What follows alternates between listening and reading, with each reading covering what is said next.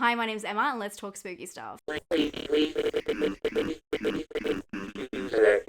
Hi, welcome back to my channel. My name is Emma, also known as Spooky Astronauts here on YouTube, and I do videos every single week talking about horror movies and thrillers, and I also do monthly wrap-ups, which is the video you have clicked on. This is my monthly wrap-up for December, so I'm going to be talking about every movie I watched during December and the TV shows as well. I watched a lot. It's very hot in Australia right now, so I've been inside watching a lot of movies.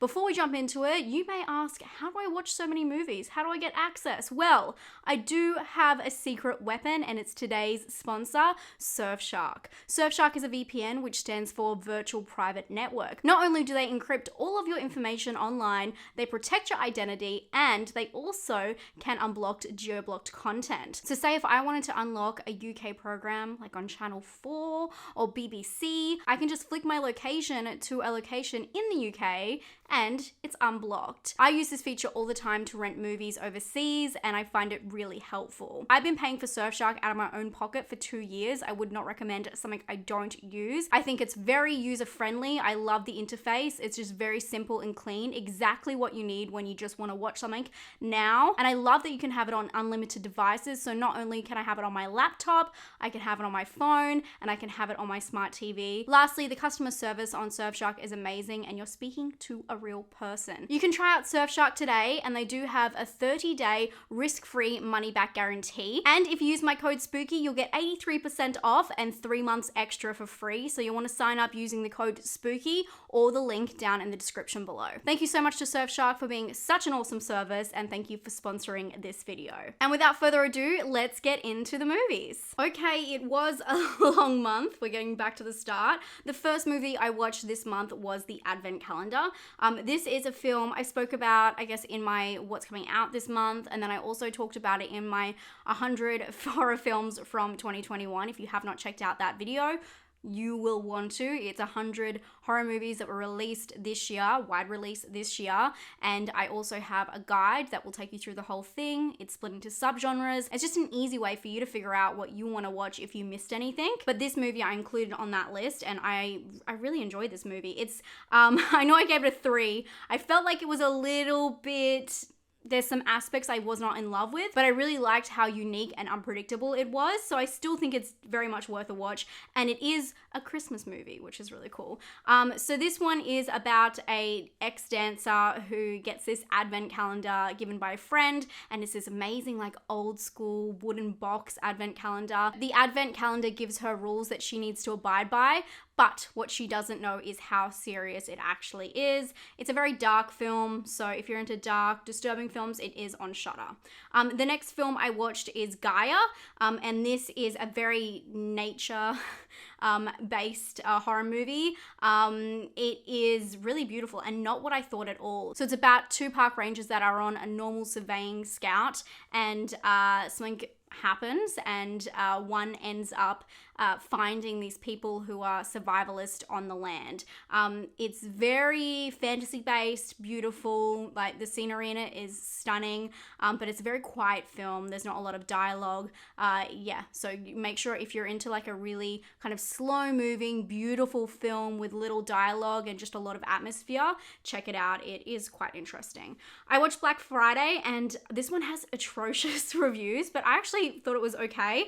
It's kind of exactly what I expected for Devon Sawa and Bruce Campbell. Like, it's just exactly what I expected, to be honest. It's called Black Friday. Like, it was gonna be cheesy and funny. It reminded me a little bit of Slacks.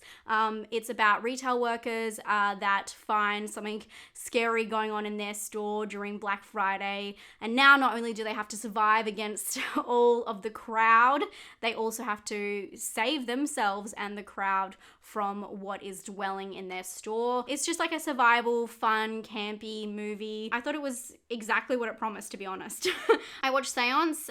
This is one that has been on Shudder for a while, and I've always seen it, and yeah, I obviously the director, Simon Barrett, sometimes I love his films, sometimes I'm not a big fan, so I wasn't really sure how I was going to go with it. But yeah, I didn't really love it, as you can see. Anticlimactic. So this one is about a girl who goes to a boarding school, and she kind of arrives at a really awkward like stage where a girl has just died, and they do this seance to communicate with her, and they unleash a whole world of hurt. So mildly interesting, but not really for me, I would say. I watched The Scary of 61st. I did a review on this if you do want to check it out, because it's my initial reaction. This is one of the most controversial horror movies of the year. It's a conspiracy theory film about Jeffrey Epstein, and I'm not saying that anything that Epstein did was a conspiracy, because obviously it was all fact, but it's more the conspiracies that dwell on people afterwards. It's a very strange film, but if you want to have like my full initial reaction, completely spoiler free, definitely check out that video, because you can't really beat those initial reactions. I watched Silent Night, which I really enjoyed. I saw a lot of people were kind of on the fence with this one, but I enjoyed it. I also did this photo on my Instagram. If you're not following me on Instagram, I do sometimes like little mocky kind of photos like this, but yes, and I did this one of Lamb recently as well, yeah, Silent Night, if you have seen it, you'll get this photo. It is not what I expected at all. I thought that the film was ruined for me or spoiled for me because someone said something, but it was completely opposite to what I thought it was about, which was really cool. I will just say it's about a family that get together with like some relatives and all that kind of stuff from friends on Christmas Eve, and chaos between, you know, the relationships between characters come to a head with the tension, but there's something else at play that is really causing people to boil over. So very interesting film. I mean, I called it a very dark slow burn. It's so sinister and so depressing. But I saw someone else call it a comedy. They told me that my description of it was wrong and it was a comedy, but I mean, I don't know how sick you are, but I did not see that as a comedy, but you know, more power to you. I watched Scary Movie 3 and I don't really want to talk about it. My patrons are sometimes the most lovely people on earth, and sometimes they like to torture me, and in this case they like to torture me, so I watched Scary Movie 3 with them. I'm not a fan of the scary movies. I just can't do it. I love Anna Faris, and that's kind of it. I watched Anna and the Apocalypse for the first time ever. I did like my favorite Christmas horror movies video, and I hadn't seen this, so I just knew I had to watch it because I know that people talk about it all the time. But unfortunately, I could just see this more as like a stage play than a film, and it really took me out. Like, I don't know, because it's very independent, which there's nothing wrong with that. It just felt like I should be watching it it just felt like it was a recorded play instead of actually being transferred into a film. I don't know if anyone else felt that way. I know a lot of people love it. Thought the songs were great. The story's pretty good. It just kind of lost me with the getting sucked into the atmosphere of the actual film. So yeah, sorry guys. I mean, it doesn't mean anything that I don't love it. I watched Christmas Horror Story, another one I hadn't seen. I had to watch all of these Christmas horror movies to try and figure out what was best for my list. And this one is interesting. It's an anthology horror movie, which I didn't know going into it. I was like, wait, one story's ending? When are they coming? Like, what's going on? And one of the stories I really loved, the one about the family that go to the manor, I would say. But yeah, very interesting. It's just a bunch of different Christmas horror stories, obviously. But with anthologies, there's always hit and misses. And for me, that was the case here. I watched Single All the Way. I actually do have a bone to pick with this film. So, this movie I was excited for because Jennifer Coolidge, hello. But I felt like this movie, if you've seen it, it kind of goes against the whole purpose of the film. So the idea of the film is two friends, they go to spend Christmas with one of their families. They're both gay men, and they have this thing where they're going to pretend that they're a couple so that his family would leave him alone. And then it's just like a lot of cringe happens where they I just like his mum, which I love the actress, but she just keeps saying like all of these really awkward things about him and his relationships, and the dialogue was just so cheesy, and it was almost too predictable that I felt like there was going to be a big twist in it. I feel like this film worked against its own message, and I can't really say why because it's a spoiler, but if you've seen it, think about it that way and let me know what you think. But the dialogue was a bit cringy. Some of the characters said some really cringy things, and I just didn't love it. I watched Die Hard. I don't know if this is the first time I've ever seen Die Hard. How funny is that? I just don't know if I might have seen this as a child and it just blends together with a lot of other action films. It was funny. It was, I mean, I gave it 3, which is more than some of the horrors I've seen this month. But yeah, it was like a fun movie that was surprisingly a romance. I don't have to tell you about Die Hard. You know what Die Hard is. I watched Home Alone. I actually saw this in concert with an orchestra playing the soundtrack. And I saw it at an arena, and I tell you what, I did cry because Home Alone, if you did not know, is like one of my favorite films of all time, which, yeah, that's the 5-star. I don't have to say anymore. I watched Bergman Island. This is really interesting. So I went and saw the premiere here, the like media premiere. It's about a couple who go to the island in Sweden where Bergman lived and was inspired to write all of his like films, and they're filmmakers. And it's about them trying to get inspiration and like learning about him, but then it also really ties into this interesting idea of what film actually is and what the silence in a story is. So it starts off very structured and then it bends all the way to the end, which is really interesting, and kind of goes in and out of, it's not like surrealism, but in a reality and out of storytelling. It's really interesting the way it comes together, really fun, and yeah, something fresh. So yeah, if you have the chance, if you like, I mean, it's a drama, but if you do like that, I would recommend checking it out because it's really interesting the way it's put together. I watched The Gate, which I've seen before, and this is an 80s classic that's very dark. Very, very dark, about a kid who has these little demon things in their house. It reminds me of Don't Be Afraid of the Dark a little bit, and it's him and his friends trying to battle them to overcome death and destruction. So fun times there. Definitely an 80s hit, feels very 80s as well. I watched Spencer finally. I don't know, I was dying to watch this. I really wanted to watch this, but I was a little bit scared because it does have very intense subject matter.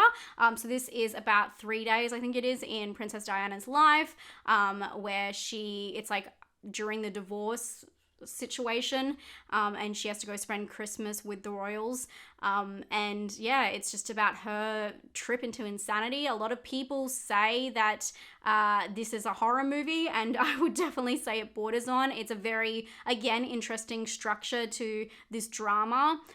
It's very free-flowing and it goes in and out of consciousness, yeah, but very disturbing and just really leaves you feeling hollow and a little bit bleak. So I really enjoyed it though, so would recommend. I watched 2, which I did do a review on if you want to check that out. This is a film where 2 people wake up and they're joint together.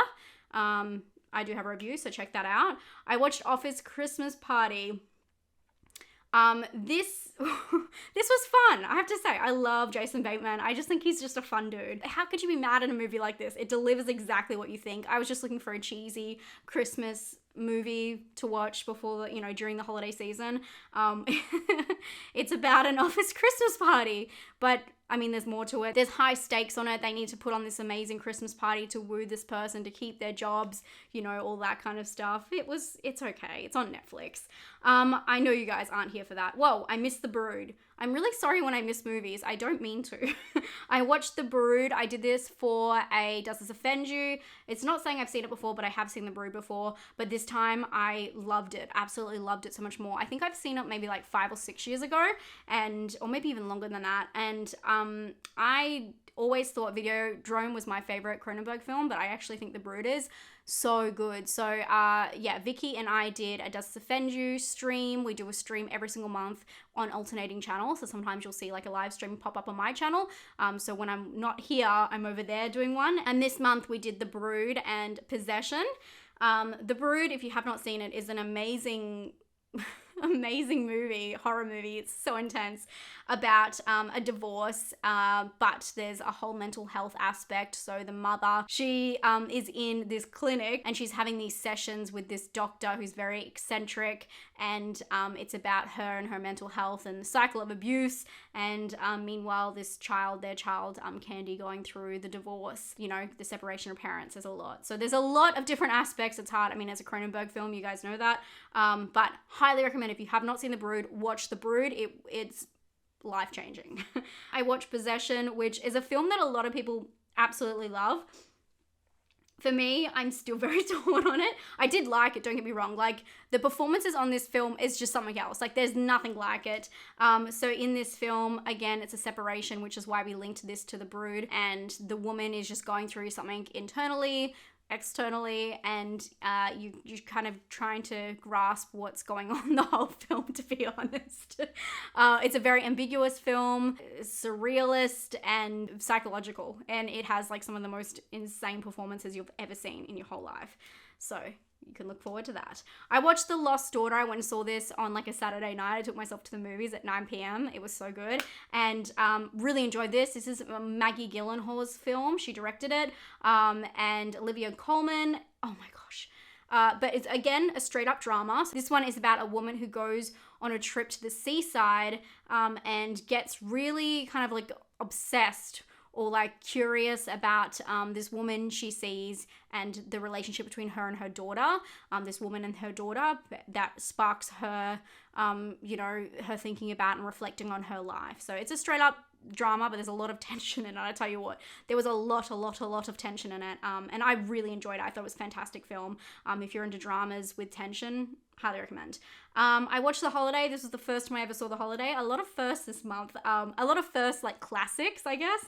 I thought it was really good and very surprising. I didn't think Cameron Diaz and Kate Winslet and even Jude Law in this film have such interesting characters. I thought it was going to be quite straightforward. If you don't know about The Holiday, Cameron Diaz and Kate Winslet, they like, one lives in LA, Cameron Diaz, and the other one lives in Surrey in England, and they swap locations, do a house swap to try and get away from different things going on in their life during the holiday season, and they find themselves in the other location. It's a cheesy Christmas movie, but I thought it was pretty good.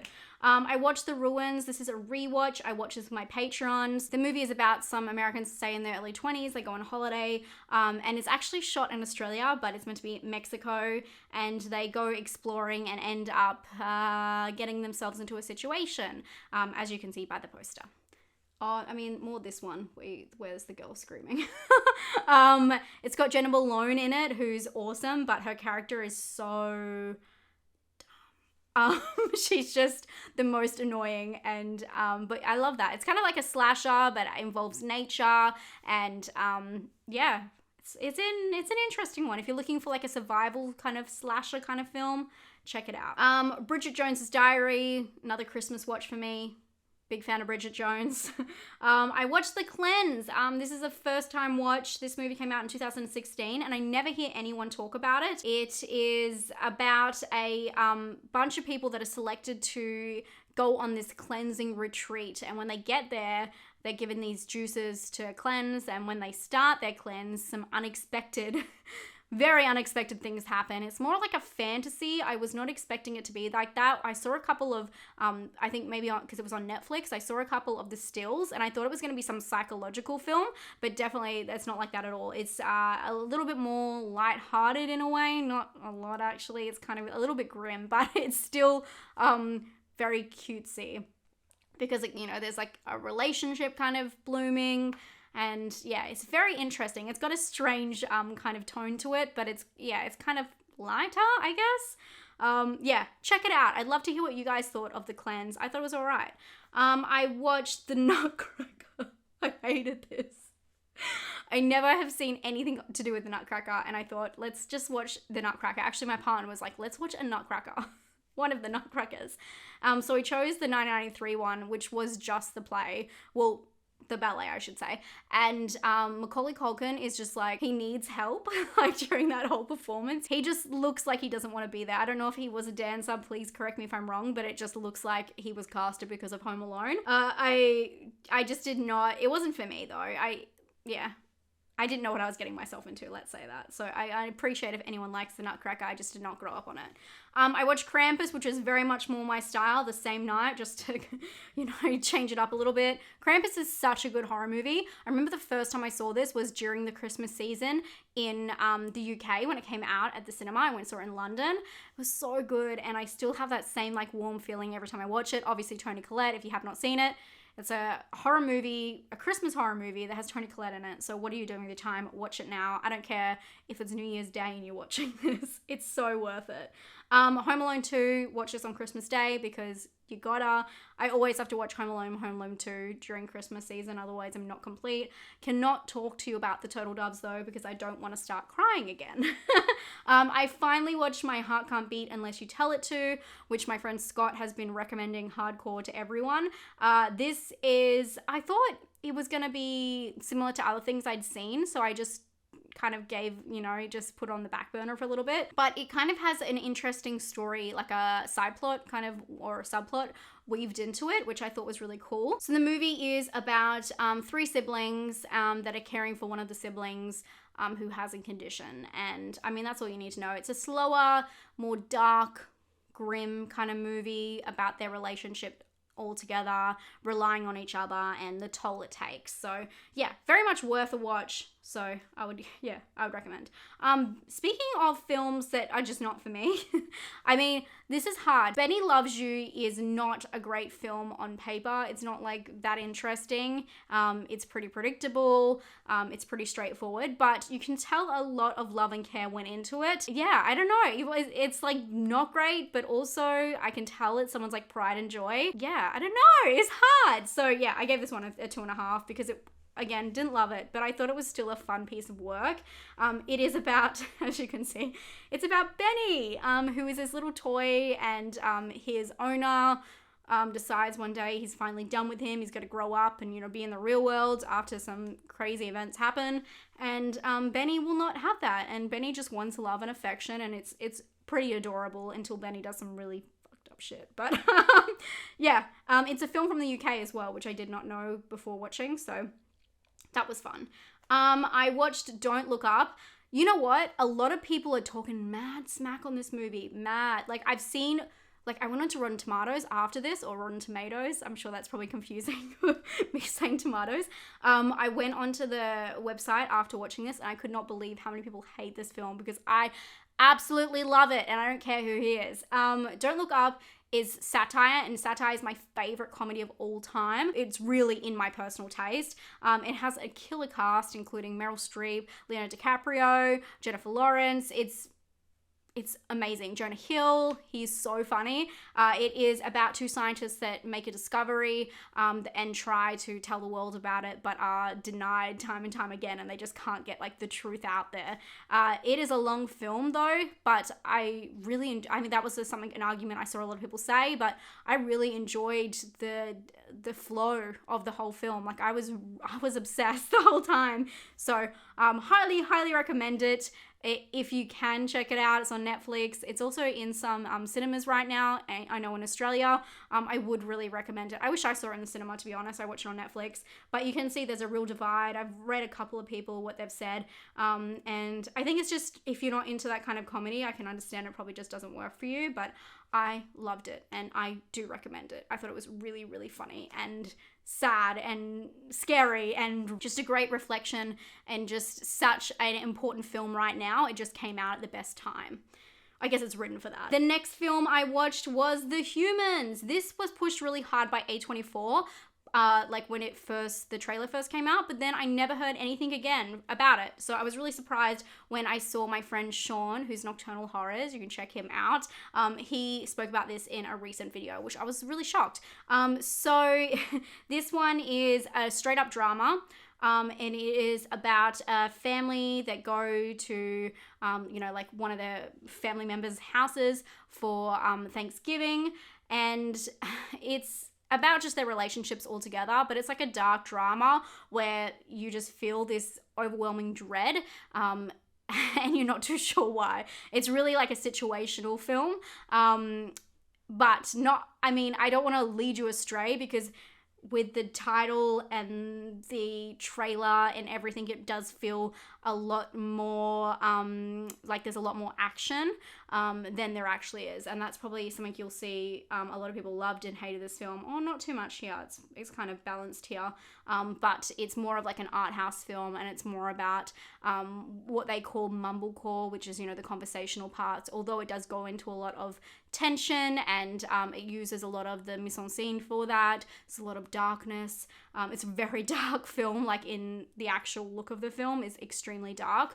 But yeah, super interesting. Obviously, I have a lot to say about it. I liked it. I thought it was all right, but nothing I would daily recommend to anyone. I think if you're into experimental films, especially A24 films, and you like dramas, check it out. But it's by no means like a horror or a thriller. It's just a straight up drama. So I think it's important that you know that. And then the last film I watched was Agnes. You know what?